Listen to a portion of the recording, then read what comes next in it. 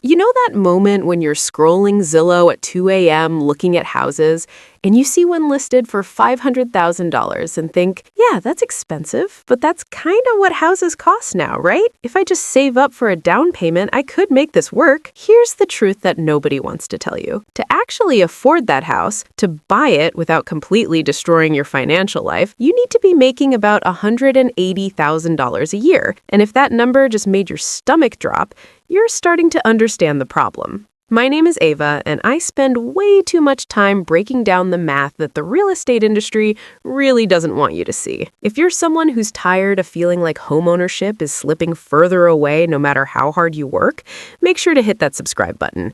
And if this video makes you angry, good. Smash that like button because this math should make you angry. Now, before we dive into why $500,000 houses are basically out of reach for most Americans, let me ask you something. When you think about buying a house, what number pops into your head? Maybe you're thinking about the down payment. Maybe you're thinking about the monthly mortgage payment.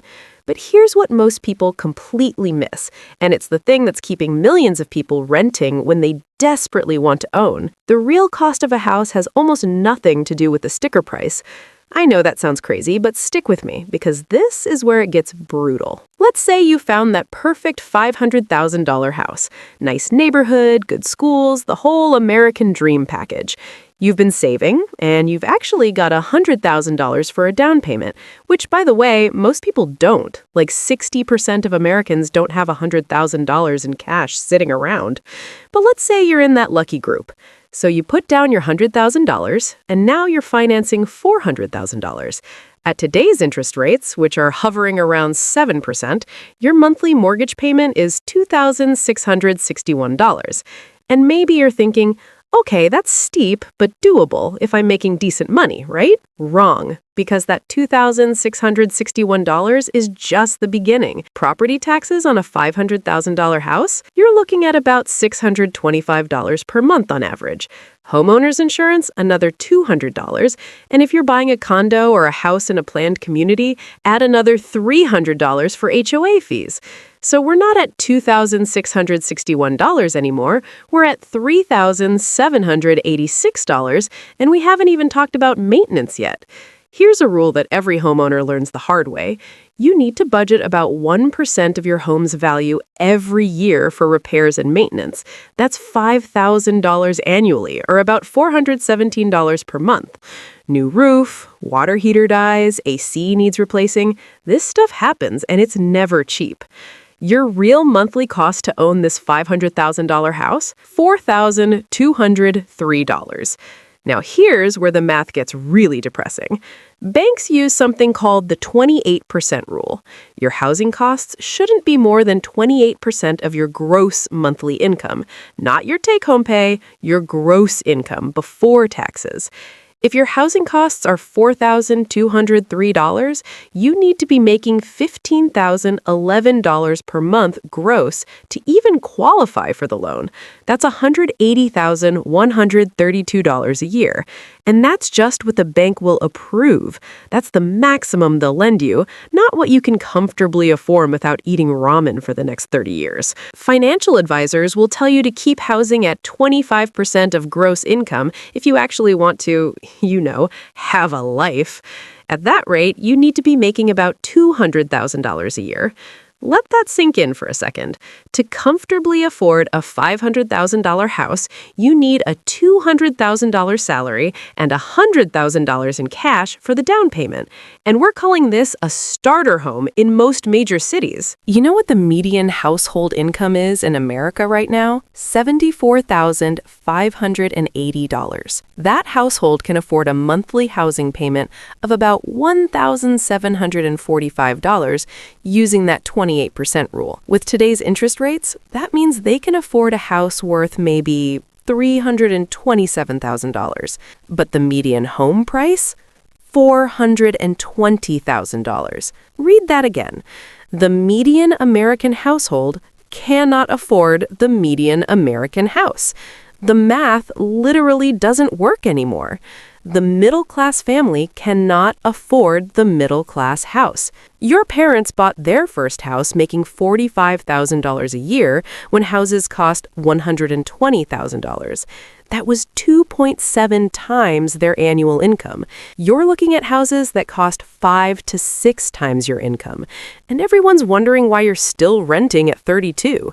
But here's where it gets even more insane, and this is the part that really keeps me up at night. Let's say you actually do make $180,000 and you qualify for that $500,000 house. Let's run the numbers on what your life actually looks like. Your take-home pay after taxes is about $11,250 per month. Your housing payment is $4,203. That's 37% of your take-home. You've got $7,047 left for literally everything else in your life. Car payment and insurance? $800. Student loans? $500. Food for a family? $1,000. Utilities? $300. Internet and phones? $200. Health insurance? $600. Gas? $300.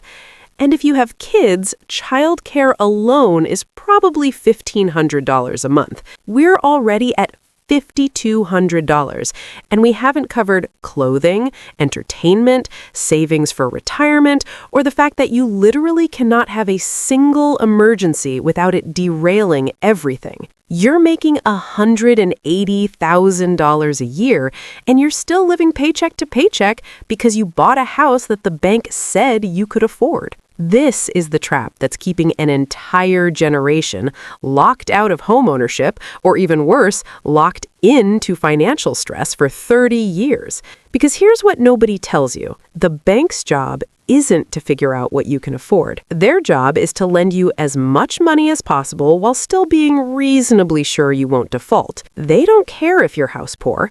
They don't care if you can't save for retirement. They don't care if one medical emergency or job loss would destroy you financially.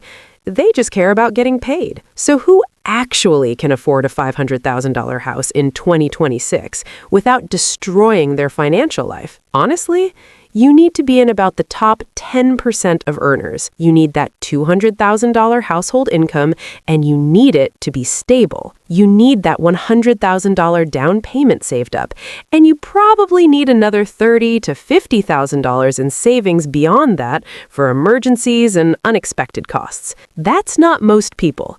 That's not even close to most people, and pretending otherwise is how people end up trapped in mortgages they can't actually afford, stressed about money despite making what should be great salaries, and wondering why homeownership feels nothing like the dream they were sold. Here's the really messed up part. Even if you clear all these hurdles and buy the house, you're not building wealth the way your parents did. Because when they bought a house, they were paying 3% interest on a mortgage that was twice their income. You're paying 7% interest on a mortgage that's 4 times your income. The math has fundamentally changed, and most people haven't realized it yet. They're still following the old playbook in a completely different game, wondering why it's not working. So what's the solution? Honestly, for most people, it's not buying a $500,000 house. It's either buying something smaller and cheaper, moving to a lower cost area, or accepting that renting might actually be the smarter financial move, at least for now.